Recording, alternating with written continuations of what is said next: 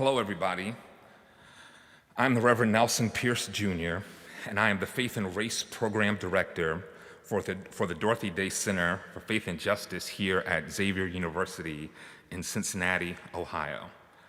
And today we are starting a series of conversations that the CFJ will be hosting, talking about what is at stake in the community around us.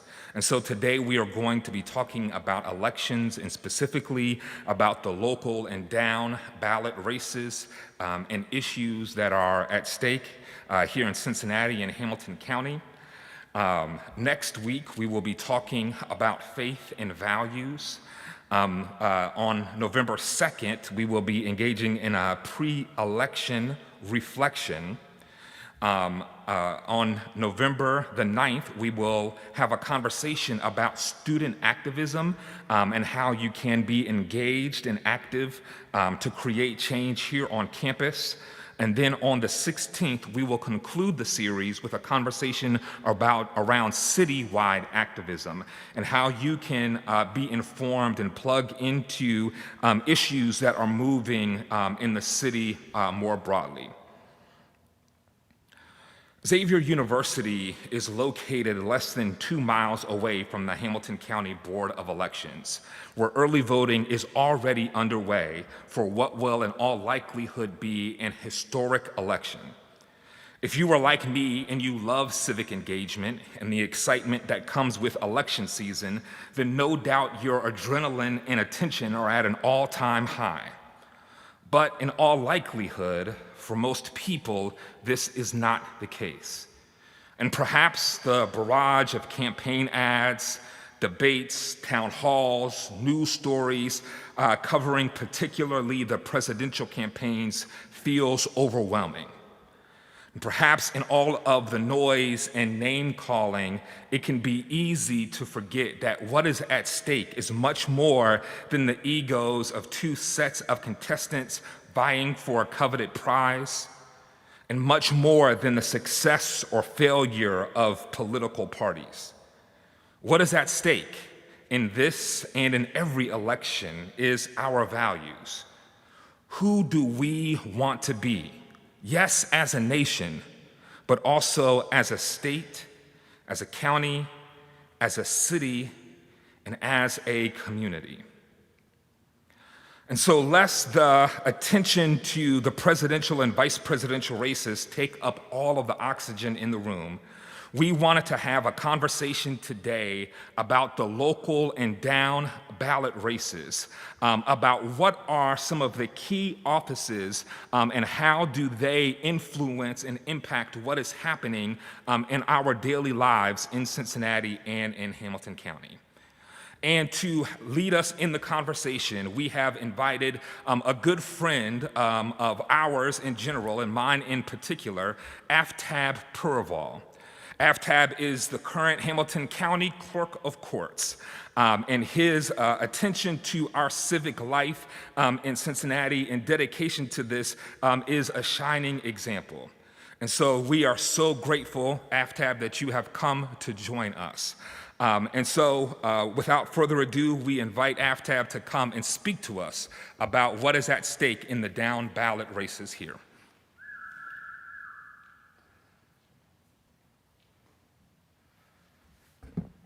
Thank you, Pastor, for the invitation to come back. Thank you, Xavier, for having me back. If it's okay, I'll remove the mask while I speak. Is that okay or no? Keep it on? Okay, no problem. Happy to do that. As the pastor mentioned, my name's Aftab Pureval. I'm the Hamilton County Clerk of Courts, and I'm here to talk to you about the importance of down ballot races. But I want to tell you my story because my story is relevant to that message of the importance of local races. My story is really my parents' story. I'm the son of a refugee. My mom was born in Tibet and was forced to flee her home when the communists took over. So my mother and my grandparents grabbed all the things that they owned, picked up, and made their way through the Himalayas, through Nepal, and into India, where she grew up as a refugee. Against all odds, she got an education. She made it to college, where she met my father, who's from Punjab, India, and the young couple got married and they decided to come to the New World. They decided to come to the United States of America. My dad, who was a little bit crazy, looked at a map of our country, and from sea to shining sea, from New York to California, this man literally could have gone anywhere. And he chose Beaver Creek, Ohio. My parents immigrated here in 1980. I was born a couple years later, went to public schools, had a career as a lawyer, and then in 2015, I decided to run for the Hamilton County Clerk of Courts. Didn't decide to run for mayor, didn't decide to run for city council, state rep, or any number of other more relevant and exciting and, dare I say, sexy positions. I decided to run for the Hamilton County Clerk of Courts. And I did that because our courts are special. They're the one place where the courts are designed for it to not matter what you look like, where you're from, or how much money you have, where the playing field is absolutely equal. But we know that's crap. In Hamilton County and around the country, in our court system, in our justice system, it matters a great deal what you look like, where you're from, and how much money you have. And so the clerk of court's office, as a former lawyer and litigator, working in courthouses, federal and local, I decided that the clerk of courts, which is the front door to the courthouse, the main interface between the public and the court system, was the place to start to enact that kind of reform. Because when the front door of the courthouse is antiquated, when it's inefficient, when it's inaccessible, it undermines the rest of our judicial system. And so I ran. And when I ran, people told me that I was crazy, that I was too brown, that my name was too foreign, that Hamilton County was too conservative, that I was too progressive, whole lot of laundry list of reasons, that I was too young, that I was too inexperienced, a lot of reasons for me not to run. And this wasn't just coming from Republicans, it was also coming from Democrats. This was a nonpartisan criticism, bipartisan criticism. But I ran anyway, and at the end of the day, we won. And I've had a front row seat to the struggle for justice reform in this country for the last 4 years. I've had a behind-the-scenes pass, a backstage pass to our court system. And what I have been so inspired by these past several months in one of the most difficult times in our country's history is people around the country coming together, both young and old, white, black, brown, urban, suburban, rural, taking to the streets and demanding more, saying that the current status quo with our justice system isn't good enough, that we can do better. And what's really inspiring is that despite how polarized and partisan our country is, the one thing we all agree on is our justice system needs to be reformed.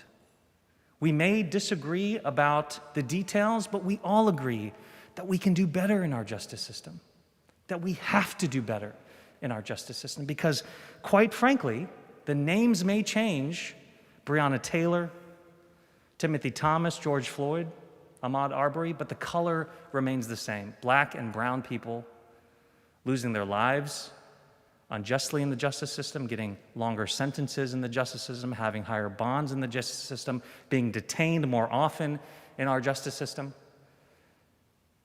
And so, yes, as the pastor mentioned, this is, whatever your values, whatever your political party, the most important election in our lifetimes. It will define the next several generations of Americans. But if you care about justice reform, if you think we can do better, then quite frankly, President and Senate and Congress, those folks don't really have an opportunity to make a big impact on the justice system. It's your local candidates. It matters who your prosecutor is. It matters who your sheriff is. It matters who the judges are who stand in judgment of you. If you care about the fact that in our country right now, there are poor people innocent people sitting in jail just because they are poor, and you think our bail and bond system should be reformed, vote local. If you think our sentencing statistics, our bond and bail statistics should be public so that we can face the discrepancies and discrimination, the implicit bias inherent in our justice system, then you've got to vote local.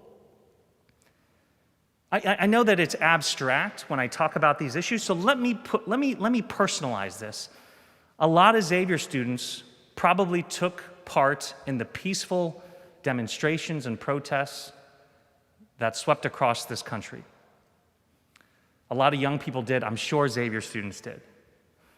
Well, put yourself in the shoes of one of those students who was peacefully marching, peacefully protesting, and you get arrested for doing so here in Hamilton County.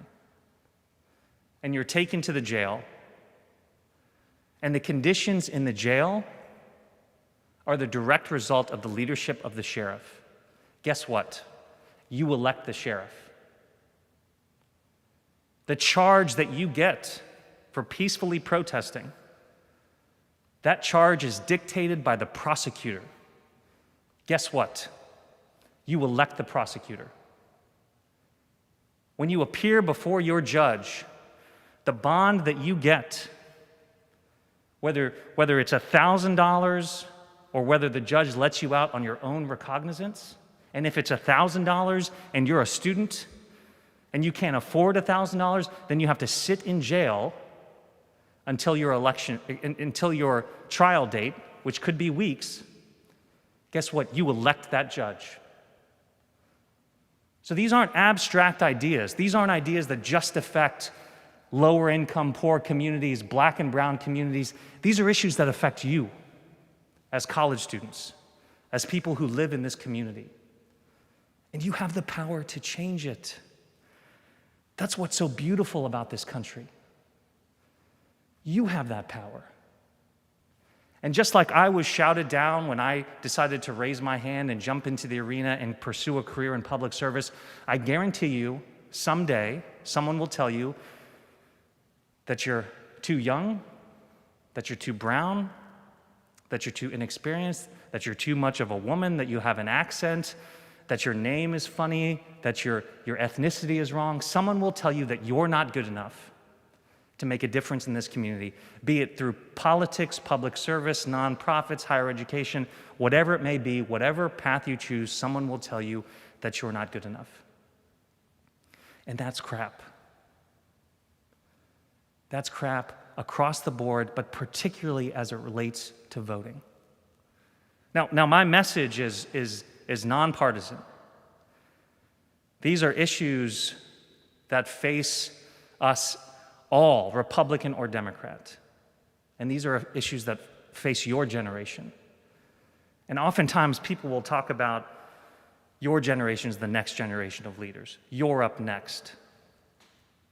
Your time is now. The most diverse, the most educated, the most engaged generation this country has ever seen. Your time is now. You have that power. In his last interview as president, President Obama was asked about what he wanted his legacy to be. And he said, he didn't talk about the Affordable Care Act, he didn't talk about justice reform, he didn't talk about the Paris climate change. He said that he hoped that his presidency, that his 8 years leading this country, inspired a whole new population of folks to believe that they could make a difference, to jump into the arena and to fight hard for their values and their priorities. He called it a wave washing over the country, making it new again. Well, you and I are part of that legacy. It's on us to take the torch, to struggle and progress. It's on us to make this country new again. Because in one generation, my family went from being refugees to now being elected to public office right here in Hamilton County.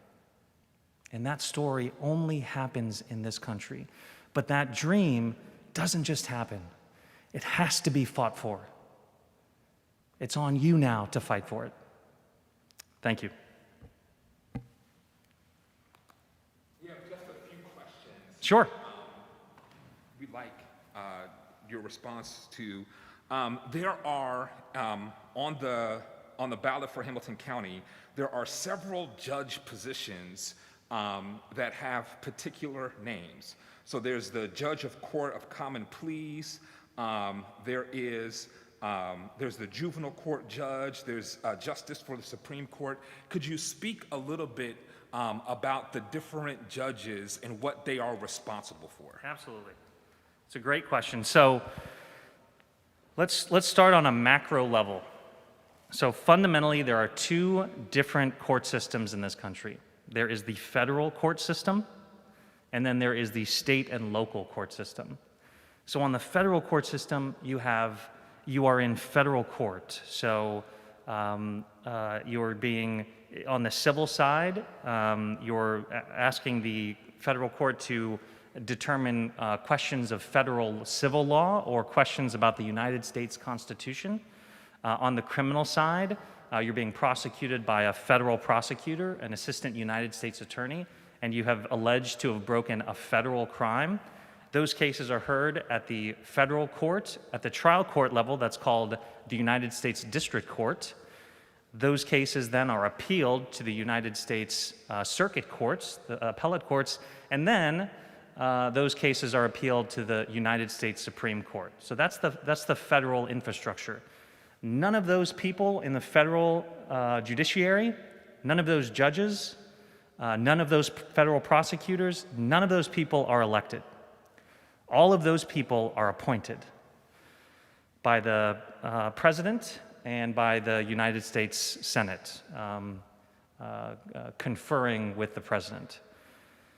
Those judicial appointments, those federal judges, Supreme Court down, those are lifetime appointments. So when a president appoints a federal district court judge, a federal appellate court judge, or a United States Supreme Court judge, that judge is there for life. That's the federal level. Then there's the state level.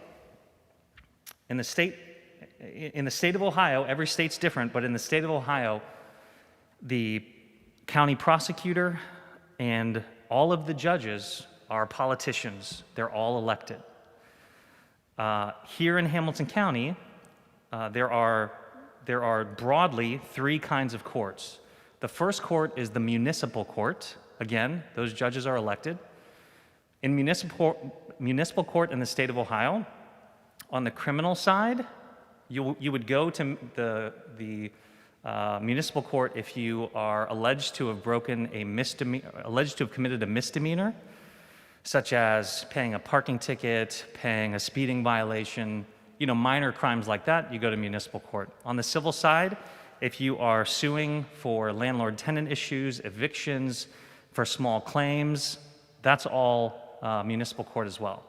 The next court that I want to talk about, so none of those municipal court judges are on the ballot in 2020. So those folks are elected in different years.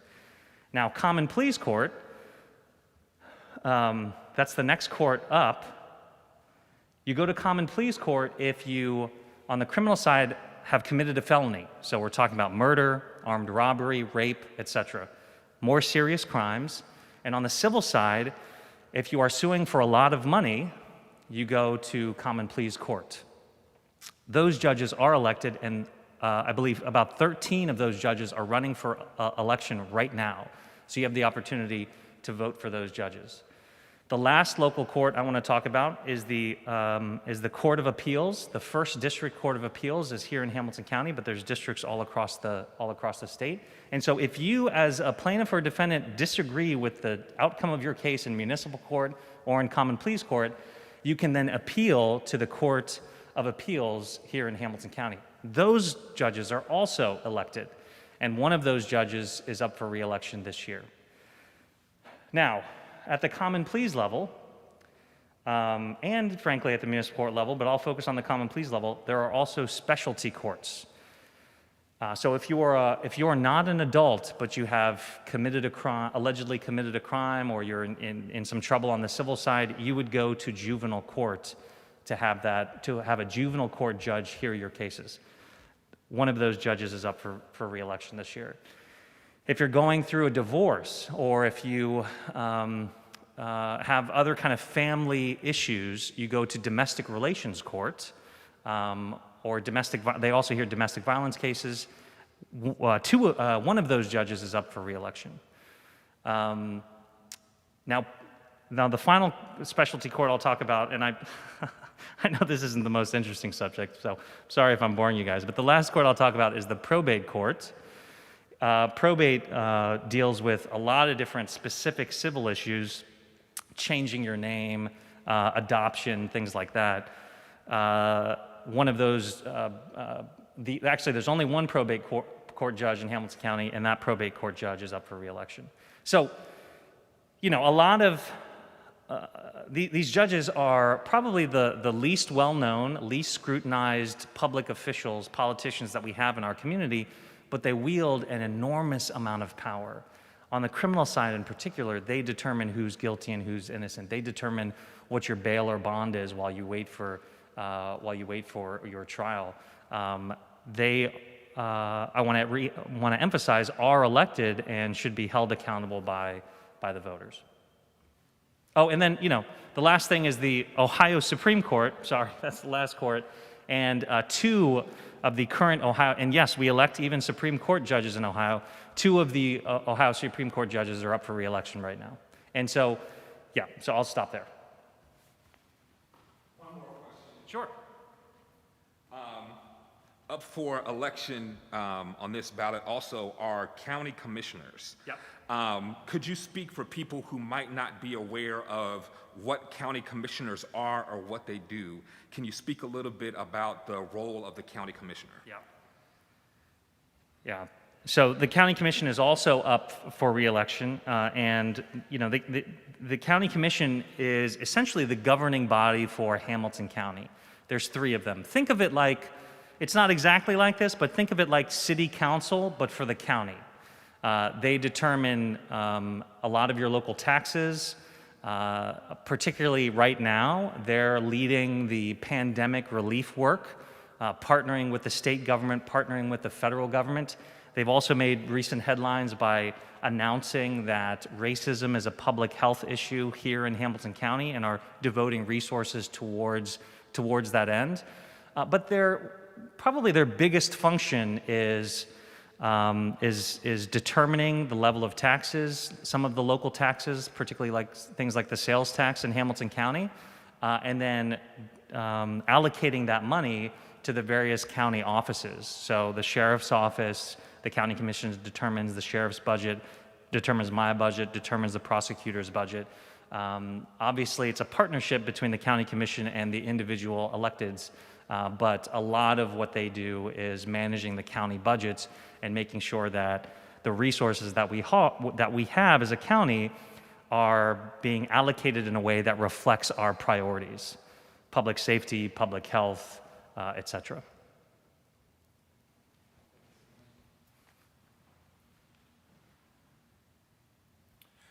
We want to thank you all so much for your time.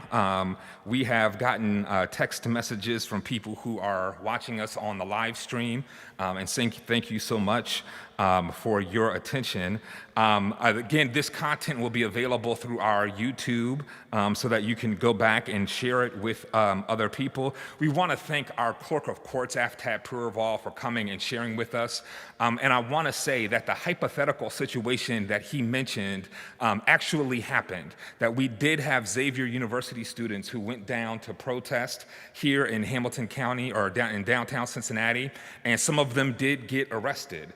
And did spend time in jail, and that our ability, in my role as the pastor of Beloved Community Church, we created a bail fund to be able to bail people out, and our ability to be able to do that was because we had a relationship with the Clerk of Courts, and were able to work together to make sure that people spend as little time as possible in jail. And so the people who we elect in these positions matter. The most important thing I want to echo is what Aftab said, and that President Barack Obama said, that it is most important that we use our voice and get out and vote. And so it is not, what is it, 12, 13 days now until that the election doesn't happen in 13 days, but we have 13 days of voting, and the election ends on Tuesday. that first Tuesday in November. And so between now and then, you can go to the Hamilton County Board of Elections for those of you who will be voting here. And it is open from 8 a.m. to 6 p.m. Monday through Friday, 8 a.m. to 4 p.m. on Saturday, and 1 p.m. to 5 p.m. on Sunday. You can go and cast your vote early and get your vote in there, and so it can be counted. Thank you so much for your time and attention, and we will look forward to coming back next week with our second conversation as part of our Faith in Action series.